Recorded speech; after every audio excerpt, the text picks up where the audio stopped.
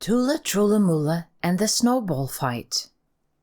Today I'm going to tell you about the day when Tulle, Trulle, Mulle visited the people in the village and decided to intervene in a snowball fight. It had been snowing all night and there were two big boys visiting the village who needed some help. There were some things these boys had not learned yet, and Tulle, Trulle and Mulle thought it was about time they did. Let me tell you what happened. When Tulle, Trulle and Mulle woke up this morning, they could sense that something was different. You probably remember that the three troll girls can feel the earth, and they knew that something had happened. They hurried out of bed and ran outside the cave, just wearing their pajamas, and that was when they saw it. It was a lovely thick white blanket covering the whole forest. It had snowed all night and it was still snowing. Fine white, soft and light snowflakes danced and whirled through the air, one after another, until they fell to the ground. Tulle, Trulle and Mulle jumped and danced and clapped their hands. They loved to play in the snow, but they had never seen what humans did when it was snowing, so this was something they wanted to learn more about today. But first it was time for breakfast. Troll Mom and Troll Dad were already seated at the breakfast table, and the fire in the living room crackled merrily. Have you seen that Nature has dressed herself in a lovely white silk dress? It was only Troll Mom who could say things like that. She sounded a bit romantic and gave Troll Dad a gentle kiss on his cheek. Yes, she's so beautiful. Tulle, Trulle and Mulle nodded and laughed and smiled from ear to ear. They really liked to think that the snow was like a white silk dress. What are you doing today then? Asked Troll Dad, who was sitting under a thick warm blanket. He winked wisely to Troll Mom and smiled at the children. First we'll play in the snow, then we'll go and see what the humans do when there is snow. Tulle, Trulle and Mulle smiled. My oh my, what a lovely adventure you will have. Troll Mom looked happily at her three troll girls.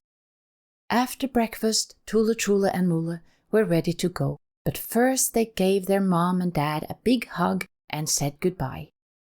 In the forest they danced and whirled round and round and round until they fell to the ground just like the snowflakes. Then they got up again and danced and whirled round and round again as they tried to catch the snowflakes with their hands and mouths. They continued like this all the way through the forest, and they were completely out of breath where they came to the great Invisibility Stone. Today he was wearing a great tall white hat which sat slightly askew. Good morning, Mr. Invisibility Stone. What a great hat you've got there. Tulle, Trulle and Mulle bowed and laughed and greeted the big stone warmly. They laid both their hands on the stone and said the magic words, Magic, Maho, Mamu, Metau, let us become invisible now. And hey presto, they immediately became invisible. Now they were ready to visit the humans. Tulle, Trulle and Mulle walked through the village, past the bakery, the bank, the library, the shops with toys, shoes and clothes, and the grocers, until they came to the nursery and the school, which were just next to each other. There were so many exciting funny things to watch in the village today. First they saw two people who were sliding on a weird thing. It was made of wood with long rails, and there was a man standing behind, pushing with one leg, and a woman sitting in front on a wooden seat which looked like a kind of chair. How they moved forward in the snow was a mystery. Do you know what it is? Well, yes, it's a kick sledge. Maybe you've tried one yourself? But Trulle and Mulle had never watched humans in the winter before, so they had never seen a kick sledge. I'm sure you can imagine that they learned many new things on this day. At both the nursery and the school, children were playing outside in the snow. They used things called sledges and toboggans, and some used things called skis. They were 2 wooden planks that they fastened to their boots so that they could slide on the snow. With the skis they also used a long stick in each hand to push forward. Trulle and Mulle also watched the kids when they made something they called a snowman. They rolled the snow together into 3 large balls that they put on top of each other. The top was the head, and they used 2 stones as the eyes, a carrot as the nose, and 5 stones as the mouth.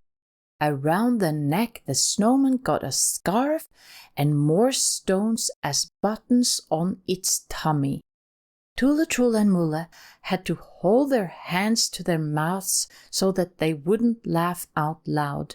Everything seemed so funny and exciting. When school was over, Trulle and Mulle decided to visit a little boy named Thomas and his family. He had started school this autumn, and they had been at his home a few times before. They really liked it there. He lived in a small house with his mom and dad and his little sister named Maya, who was only 1 year old and still a baby. Today the family had visitors. They were their aunt and uncle with their 2 children, Jonas and Jesper, who were Thomas and Maya's cousins. Thomas was a few years younger than Jonas and Jesper, and he thought they were very big and tough and clever at everything. He wanted so much to be just as tough and clever as them, because then maybe they would want to spend time playing with him. Would you like to go outside and play in the snow maybe? It was Thomas's mother. She held little Maya with one arm and poured coffee for the adults with the other. The children had been fed juice and cake, and Thomas looked at his cousins and hoped they would say yes.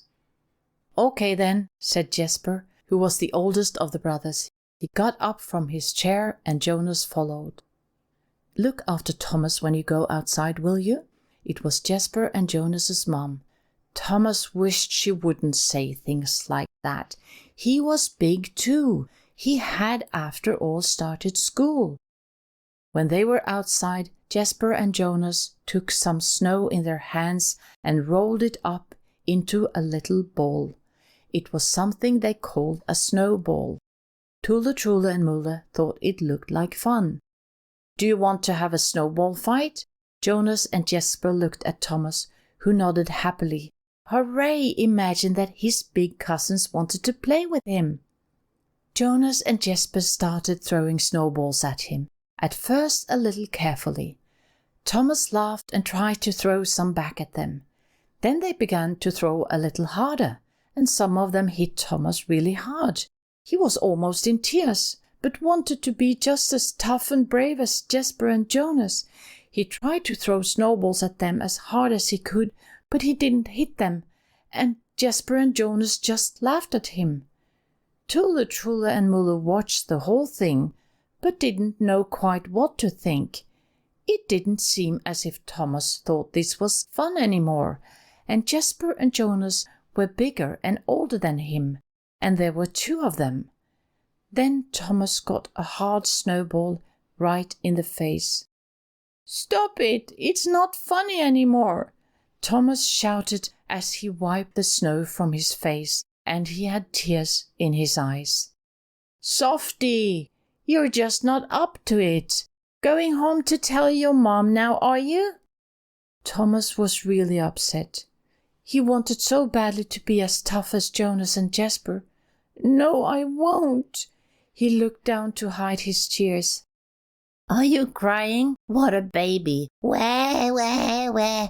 Jesper and Jonas made sounds like babies crying. Thomas stopped crying. He wanted to be tough and he tried to throw a snowball at them as hard as he could, but he didn't hit them and they continued to laugh and tease him. I'm sure you understand that Tulle, Trulle and Mulle had seen enough by now. They had actually seen more than enough. Jonas and Jesper had certainly not learned the difference between what is funny and what is not funny. And how do you think Tulle, Trulle and Mulle looked? Yes, you're absolutely right.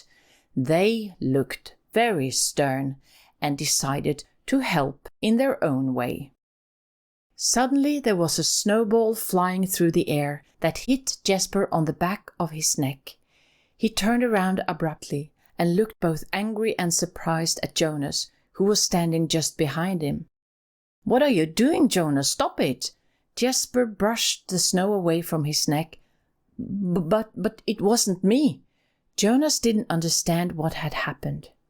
Don't tell fibs. There's no one else but you who is standing behind me, said Jesper, who took some more snow in his hands and began to roll a new snowball. He was just about to throw it at Thomas when he got another big snowball right on his bottom. He turned around again and now he looked really cross. Didn't I tell you to stop? Jesper yelled. But I swear it wasn't me. Jonas looked totally confused. Now Thomas decided to hurry back inside. This wasn't fun anymore. Jonas and Jesper were not being kind, and he didn't want to play with them anymore. What's wrong with you? Said Jesper, who had a snowball in one hand, and scolded at Jonas. Nothing, I promise you it wasn't me. Just watch. Jonas went ahead of Jesper and waited for a snowball from behind so that Jesper could see that it wasn't him who had thrown them. But nothing happened, and Jesper was still sure it was Jonas who had thrown the snowballs. He was really annoyed. They walked toward the house, but now it was Jonas who walked slightly ahead of Jesper. Suddenly Jonas was hit by 3 snowballs from behind. Ouch! Stop it! They hurt! Jonas cried, and now it was his turn to get angry and Jesper's turn to be surprised. But it wasn't me. Jesper tried to explain, but it was too late. Jonas threw a snowball at Jesper, and Jesper threw one back. And so began the worst snowball fight they had ever been in. They started throwing snowball after snowball at each other. Lots of them. But why were there so many snowballs? The boys stopped throwing at each other. What was going on? They didn't understand it at all. Snowballs continued to fly towards them, and not only that, the snowballs also began to scold and yell at them. You've probably guessed it already, haven't you? Yes, it was Tulle, Trulle and Mulle who threw snowballs too, and had changed their voices so that they sounded like really ghostly snowballs. Shame on you! Bad behavior, shame on you! Imagine throwing snowballs at someone who is younger than you. Haven't you learned that you should be kind to those who are smaller than you? Now apologize to Thomas and do it right away, otherwise we'll come after you. And remember that there is snow all winter, which can make thousands of us. The snowballs sounded stern, and suddenly the air was full of them, flying in every direction. Jesper and Jonas hugged each other and shouted for help as loud as they could, but no one heard them, and they ran back to the house as fast as they could. They rushed into the living room and dived behind the couch where their mother and father were sitting and hid there. Help! Help! We want to go home! There are snowball ghosts here! They yelled and screamed. Now will you stop that nonsense right away? Their mother and father sounded stern, and Jesper and Jonas got really embarrassed. They looked at Thomas, who thought it all was becoming quite enjoyable. We're sorry we threw snowballs at you, Thomas. We promise we'll never do it again. Jesper and Jonas stuttered together, looking down and seeming very embarrassed. Thomas did not quite understand what had happened, but he liked the fact that they apologized, and so did the adults, it seemed. But Thomas didn't want to be with them anymore, and he was quite happy when they left a little later. It was much better to play with his best friend at school. His name was Martin, and he was always kind. Tulle, Trulle and Mulle were in a good mood as they walked home through the woods, and when they arrived at the troll cave, they decided to give Trollmom and Trolldad a surprise. Just outside the cave, they built a snowman, using branches as arms, stones as eyes, nose and mouth, and moss as hair. Can you imagine how surprised the troll parents were when they saw the beautiful snowman? They clapped their hands in excitement, and afterwards they all went into the cave, where they enjoyed the rest of the evening together. It had been a good day, and the troll girls had learned a lot. So had Jonas and Jesper.